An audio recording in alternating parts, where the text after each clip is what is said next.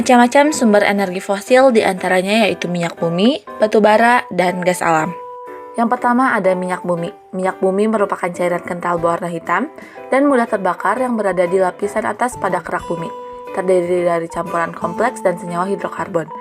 Minyak bumi terbentuk dari perolaian materi tumbuhan dan hewan di suatu daerah yang subsidens atau turun secara perlahan. Yang kedua ada batu bara. Batu bara adalah batuan sedimen yang dapat terbakar, terbentuk dari endapan organik sisa-sisa tumbuhan yang telah mengalami proses pengubahan menjadi karbon, dan juga melalui proses pembatubaraan. Unsur utama dari batu bara ialah karbon, hidrogen, dan oksigen.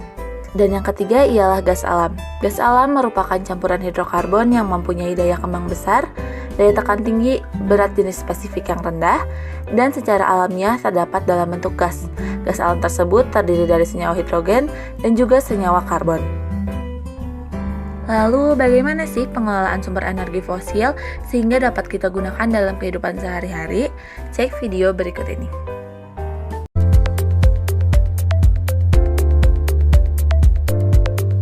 Tahukah kalian dari mana asal bahan bakar yang kita pakai sehari-hari? Sebelum didistribusikan lewat SPBU, bensin atau bahan bakar fosil lainnya telah melewati perjalanan yang sangat panjang. Prosesnya dimulai dari jutaan tahun yang lampau. Organisme masa itu yang mati, jasadnya terperangkap dalam lapisan tanah dan bebatuan. Setelah terkubur selama jutaan tahun, sisa organisme tersebut kemudian terurai menjadi hidrokarbon akibat tekanan bumi dan suhu yang tinggi. Hidrokarbon itulah yang kemudian disebut sebagai minyak dan gas bumi. Dalam dunia perminyakan, proses mencari dan mengeluarkan hidrokarbon dari perut bumi ke atas permukaan tanah disebut kegiatan hulu minyak dan gas bumi atau biasa disebut hulu migas. Kegiatan hulu migas terbagi menjadi dua, yaitu eksplorasi dan produksi. Eksplorasi adalah kegiatan yang dilakukan untuk menemukan cadangan migas. Eksplorasi dilakukan dengan beberapa tahapan, antara lain studi geologi, studi geofisika, survei seismik, dan pemboran. Kegiatan hulu migas yang kedua adalah produksi. Produksi adalah proses mengangkat hidrokarbon ke atas permukaan tanah setelah berhasil ditemukan pada kegiatan pemboran dan dianggap ekonomis untuk diproduksi selanjutnya. Hidrokarbon yang terdiri dari minyak dan gas bumi dialirkan dari bawah ke atas permukaan tanah melalui pipa atau tubing yang sudah disiapkan pada saat pemboran. Proses pengangkatan ini bisa dilakukan dengan cara alami atau natural flow maupun menggunakan alat bantu atau artificial flow. Migas yang sudah diangkat kemudian dialirkan menuju separator atau alat pemisah untuk memisahkan kandungannya antara gas, minyak, dan air. Untuk lapangan yang produksi minyak, maka minyak bumi murni kemudian dialirkan ke tangki pengumpul dan selanjutnya diproses pada refinery untuk dijadikan berbagai produk bahan bakar seperti bensin, solar, aftur, dan lain-lain. Sementara gas yang dihasilkan akan dialirkan melalui pipa untuk diproses lebih lanjut, baik itu dibakar atau flaring maupun digunakan bagi kebutuhan lainnya.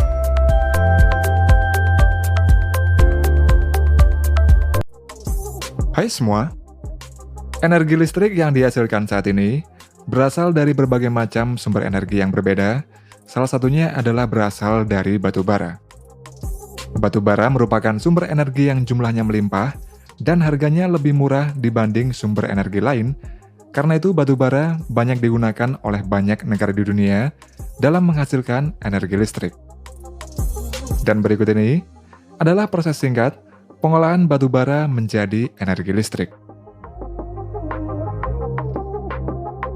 Batu bara merupakan salah satu jenis bahan bakar fosil yang berwarna coklat tua hingga hitam serta mudah terbakar. Batu bara sendiri saat ini sedang jadi rebutan, di mana negara-negara di Eropa mulai menggunakan kembali batu bara sebagai pembangkit listrik. Berdasarkan kandungan karbon dan jumlah energi panasnya, Batu bara dibagi menjadi 4 jenis. Mulai dari grade yang tertinggi adalah antrasit, kemudian bituminous, subbituminous, dan yang terakhir adalah lignite atau batu bara coklat. Salah satu negara yang memiliki cadangan batu bara lignite yang terbesar adalah Amerika Serikat, tepatnya di negara bagian North Dakota. North Dakota memiliki cadangan lignite sebanyak 25 miliar ton dan diperkirakan akan habis dalam jangka waktu 800 tahun jika setiap tahunnya memproduksi sebanyak 32 juta ton. Kemudian sebanyak 74% listrik yang digunakan di North Dakota berasal dari batu bara lignite. Untuk mengekstraksi batu bara, dapat menggunakan penambangan terbuka dan underground mining atau penambangan bawah tanah. Namun karena batu bara lignite banyak ditemukan pada lapisan permukaan tanah, oleh karena itulah tambang di North Dakota menggunakan metode penambangan terbuka. Untuk mengekstraksi batu bara pada tambang terbuka di North Dakota ini, terdiri dari beberapa proses, yakni memindahkan topsoil dan subsoil ke tempat lain. Topsoil merupakan lapisan atas permukaan tanah, sedangkan subsoil adalah lapisan di bawah topsoil, dan keduanya merupakan lapisan tanah subur yang bagus untuk pertumbuhan tanaman. Setelah topsoil dan subsoil dipindahkan, selanjutnya adalah memindahkan overburden, yakni lapisan tanah yang sebagian besar berupa tanah liat yang digali menggunakan ekskavator maupun menggunakan dragline. Setelah itu, batu bara lignite kemudian dihancurkan menjadi ukuran kecil menggunakan ripper, yakni alat berat yang memiliki alat pembajak dengan gigi-gigi yang terbuat dari baja yang keras. Kemudian lignite yang sudah dihancurkan dengan ripper tersebut diangkut oleh dump truck menggunakan loader menuju ke pembangkit listrik. Lignite tersebut kemudian dibawa melalui conveyor belt menuju pulverizer untuk dihancurkan hingga menjadi fine powder atau bubuk halus. Setelah menjadi fine powder, kemudian dibawa menuju ke boiler. Fine powder ini kemudian dicampur dengan udara, lalu dibakar agar menghasilkan suhu dengan temperatur lebih dari 2000 derajat Celcius. Selanjutnya air akan dialirkan menuju pipa pada boiler. Air yang mengalir pada pipa di boiler tersebut kemudian akan menjadi uap air bertekanan tinggi dengan suhu 540 derajat Celcius. Uap air tersebut dialirkan menuju turbin dan mendorong bilah pada turbin yang membuat turbin shaft akan berputar. Pada ujung turbin shaft tersebut, terdapat generator yang terdiri dari magnet dan serangkaian koil. Ketika magnet berputar di dalam koil, elektron pada koil akan mulai mengalir, dan aliran elektron ini adalah energi listrik. Energi listrik tersebut kemudian akan dialirkan menuju jaringan listrik.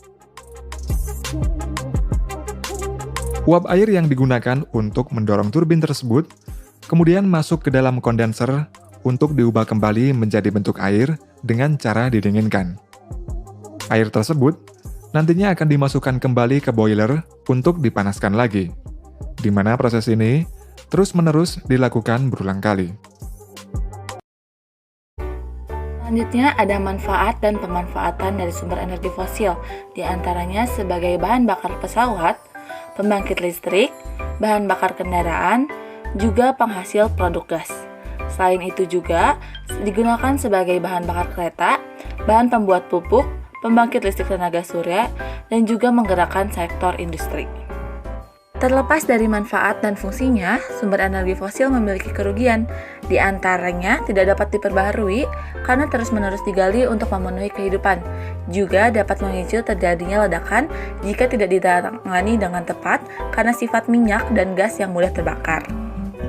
Selain itu, polutan yang dihasilkan pada pembakaran fosil menyebabkan terjadinya polusi udara, pemanasan global, dan perubahan iklim yang sangat ekstrim. Selain berpengaruh pada lingkungan, tentunya hal ini juga mempengaruhi pada kesehatan kita. Maka dari itu, diperlukan solusi dari sumber energi fosil. Karena pada tahun 2050, sumber energi fosil diperkirakan akan habis dan tidak dapat diperbaharui. Sedangkan, lebih dari 80% kebutuhan listrik dan bahan bakar berasal dari bahan bakar fosil. Tetapi banyaknya efek samping yang ditimbulkan, maka diperlukanlah transisi energi, yakni energi alternatif atau energi baru terbarukan.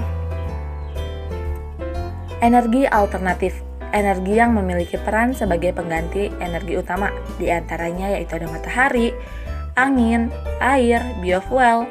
Sumber energi alternatif penting untuk mengurangi ketergantungan kita pada bahan bakar fosil yang merupakan sumber daya yang terbatas yang pada akhirnya akan habis apabila kita terus menggunakannya dengan kecepatan saat ini yang digali terus-menerus.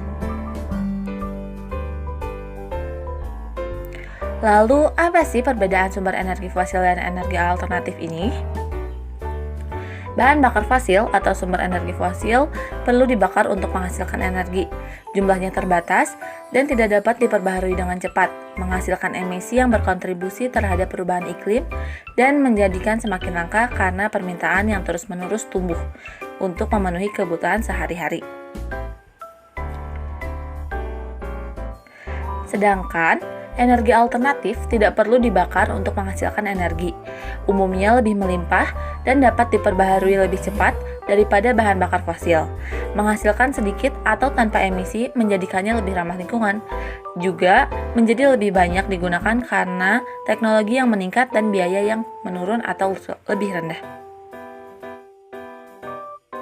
Sumber energi fosil tentunya memiliki kelebihan dan juga kekurangan. Di antaranya yaitu kelebihan yang pertama yaitu dapat dinikmati untuk kesejahteraan rakyat, yakni penggunaan bahan bakar fosil dapat menghasilkan listrik dalam jumlah yang sangat besar dan merata pada sebuah lokasi. Yang kedua, relatif lebih mudah untuk ditemukan dalam keadaan terdesak karena ketersediaannya sudah dapat dijumpai dari berbagai wilayah. Yang ketiga, relatif sangat hemat bagi para pengguna yang berasal dari masyarakat yang kurang mampu karena harga yang disediakan selalu disesuaikan dengan kebutuhan.